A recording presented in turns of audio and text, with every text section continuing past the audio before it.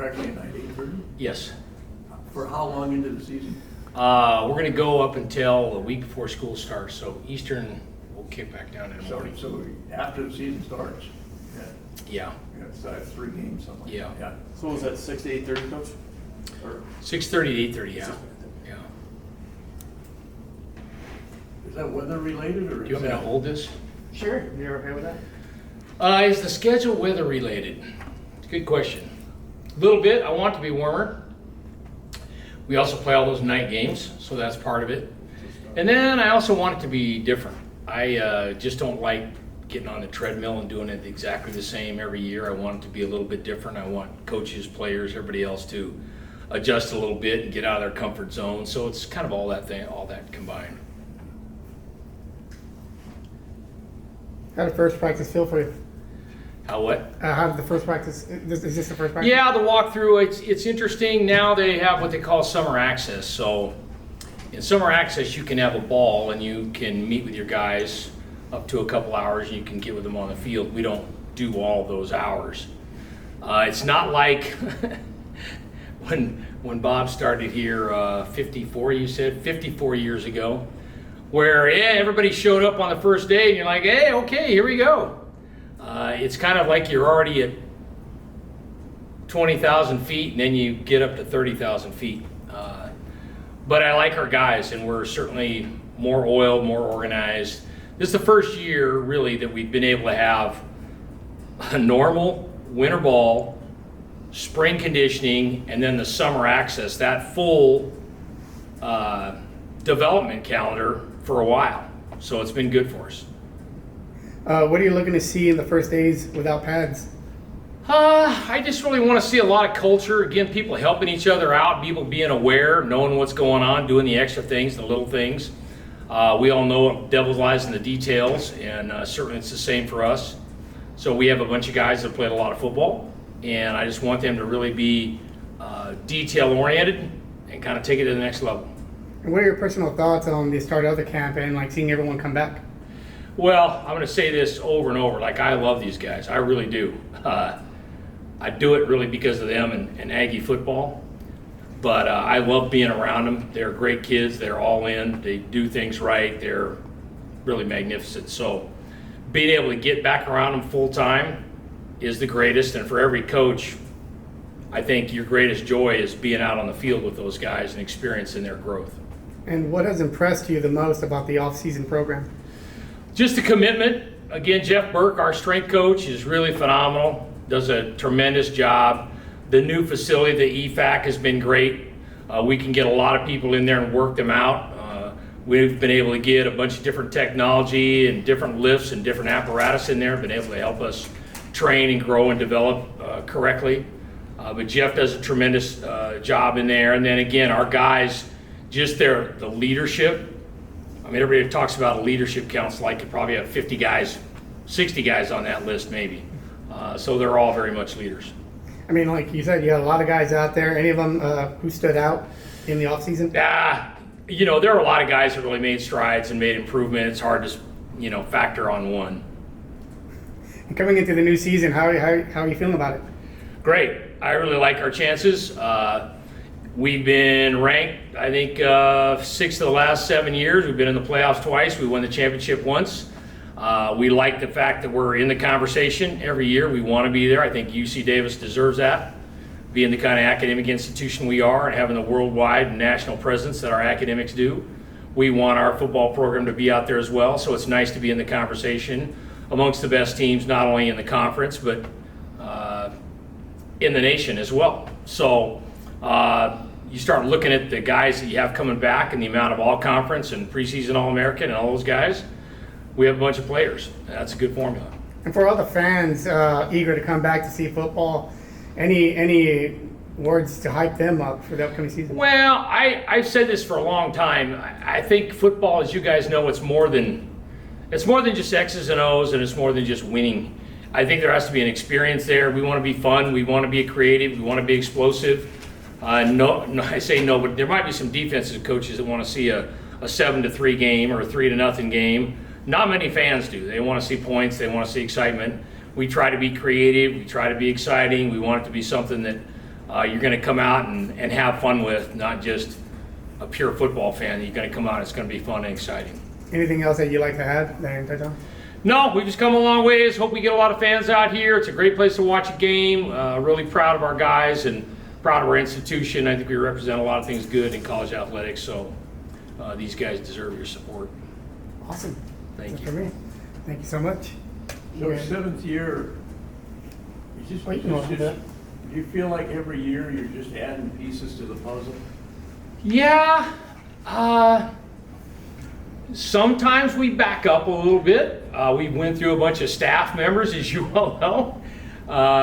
So I put a lot of extra pressure on myself to coach those guys and mentor those guys just like you would players. Certainly getting into the new facility has been great. And I think everybody probably in America in every walk of life is coming out of COVID a little bit and getting there. We got a new nutritionist, that was great. But our training room, our weight room, and being able to be in one spot, and the meeting facilities and all that, and being located, that's a huge advantage. We kind of had that Green Bay Packer thing going for a while, riding your bike across campus, which was kind of romantic, but it wasn't always as efficient as we'd like it to be. So, but I do think probably this year we've had a lot less moving pieces. You know, last year, new doc, new trainer, new equipment person, new ops, new receiver coach, running back coach, tight end coach. I mean, a lot of new faces. So we got rid of one guy this year and 2 awesome grandkids, but then we got most everybody else back, so that's good. Coach, I know one of the big questions coming into last year was quarterback. You know, what we Yep. have, and how different has it been this year, knowing you've got a guy that's tried and true and allowed you to kind of build depth and see what you need to do around that. I mean, he had a great first year as a starter. Yeah, dramatically. I always kick myself, and I've been doing this for a long time. I get into this 2 quarterback thing a lot. I hate it. Nobody likes it. The kids don't like it. The coaches don't like it. You have a hard time figuring out who's who. But the other residual of that is you end up having 2 guys that aren't as confident as they should be, don't feel like you believe in him that they should. But he has 100% confidence now and 100% belief, and that is tremendous. I mean, Bill McCartney used to tell me all the time, the most powerful words you can tell a kid is, "I believe in you." And so when they really feel that, they can really take off. And he's really, I hate to put him exactly in that category, but he's kind of getting in the Jake Mayer category. I think Jake just ran our football team here for a couple of years, on and off the field. He knew what was going on schematically and had full command of what was going on out there, and he's very much the same. Just an overview on the season itself, the schedule, et cetera. Yeah, I've got to be honest with you, Bob. I told the guys this, and I'm really not joking. If you put $1 million there and said, could you lay out the schedule exactly as it is, I couldn't do it. I couldn't tell you. I really couldn't. I know we're going to Texas. I know we got Oregon State, and I know we got Southern Utah. And I know we got the Hornets at the end. In between there, I know we have guys. I couldn't tell you who's who, where's where. I really You couldn't. know for sure you're going to Ogden. Well, yeah, they never come here. We always go there. I'll get to go make sure my condo's in good shape and, yeah, make sure the decorating's up to snuff. It'll be good to vacation in Ogden again. Coach, what about, it's always exciting to get the guys you've recruited, or maybe people who transferred in, see when they actually start to come work out and go through the books and things like that. I mean, just talk about some of the newcomers that you've had and what they can bring to both sides of the ball. Well, I really like them. I think Teddy and Miles sitting back here, I think they would agree too. Just off of first blush, when you start watching them work out, you're going, well, you didn't miss on anybody. Like, everybody has ability. And I give our coaches a lot of credit there. We're very thorough in how we do it. And sometimes we're a little slower than maybe parents or players or high school coaches want, but we try to be very thorough and make sure that the guys that we do offer, whether that's a walk-on spot or a scholarship spot, that they can come in here and contribute. And I really feel like we have another big class, over 30 again this year. As you guys know, we don't dabble a ton in the portal because of the academic situation. A few guys there. But I really think, again, we're out here playing flag football right now, which I say everybody can play flag. It's a little different when you put the pads on. But I like the way they move around. I like their intentionality. I think all of them have a chance to contribute, whether it's now or down the road. How much has it been helpful now that you can actually have a full recruiting class, with the COVID year and some people sticking around and things like that? It seems like the classes can be more the normal size that you guys were used to, and you can build the depth that you had to. I mean, I know, like you were saying, this is the first time you felt like you had the winter, spring, you got the new facility. I mean, but how does it feel to kind of have the normal size class recruiting thing that you can bring in? Yeah, I think we just try to adapt and roll, Scott. We still have guys that have another extra year because of COVID, so we're not out of that whole cycle. So you deal a little bit with players in terms of, are they staying, are they graduating, what's their, where are they at right now. We try to be very flexible and in our guys' corner about that and very supportive of that. But there's some variability there, so there's nothing really concrete when it comes to that. And the great thing about Davis guys is they have options, and good options, and they love to play football and want to play football, but they also got 6-figure jobs waiting. So they're thinking, do I play football or do I just graduate and get on with my life? Which is one of the great things about coaching here. So I don't know that we're totally out of the woods. We're getting a little bit back normal for whatever that is, but we just tried to make the abnormal normal before, truthfully. We just tried to not get caught up in the highs and lows and just deal with it how it is. And sometimes people hate that and it sounds trite, but it's really not. We just show up and put in the work and do what we could do when we could do it and not complain about what was or what wasn't. So you got a month, a little over 4 weeks. Can you sort of break down, like the first week you do this, the second week, when do you finally get to Yes, sir. worrying about it? We usually go about 2 weeks of what I call general football.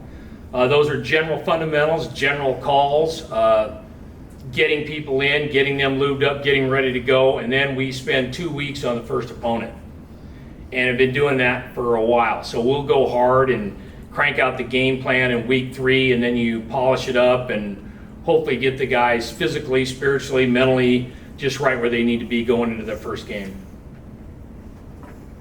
Reminds me a little bit of going to Tulsa in early September. Yep. Same kind of weather, same kind of. Yeah. Unfortunately, I heard it's supposed to be a record low here tomorrow. I think 81 degrees, but Yeah. I was hoping it would be not too unbelievably hot. But we were out here last night a little bit, and I go, man, it's vacation weather out here. So I was hoping to be a little toasty. You don't want to get guys out here when it's really hot, but you're thinking, okay, you're going to roll to Texas. You're going to have a certain amount of heat, certain amount of humidity. Getting out there and working it isn't bad, and that's kind of where we're doing the walkthroughs. Just at least you kind of get used to the sun beating on you and get a little bit of heat going. We're not running around much in the walkthrough, but normally we'd walk through in the evening. So we'll see how it all plays out. That's good. I checked the Chamber of Commerce. Yeah. August 31st, it's a mosquito spray day. So, Oh, good. yeah. Okay, nice. Be ready for that as well. Will the trucks be going around blowing it out? Fogging you. Nice. Probably just your side of the field. All good. All right. Appreciate you guys. Go Eggs.